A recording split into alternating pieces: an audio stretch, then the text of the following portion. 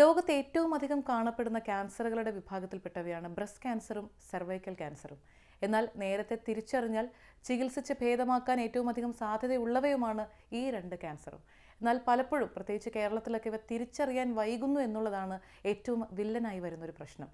സംസ്ഥാന സർക്കാരിൻ്റെ ആരോഗ്യ വകുപ്പിൻ്റെ കീഴിൽ ഈ രണ്ട് ക്യാൻസറുകളും നേരത്തെ ഡിറ്റക്ട് ചെയ്യാനായി ഒരു പ്രത്യേക സ്ക്രീനിംഗ് പ്രോഗ്രാം സംസ്ഥാനത്തുടനീളം ഇപ്പോൾ നടന്നു വരുന്നുണ്ട്.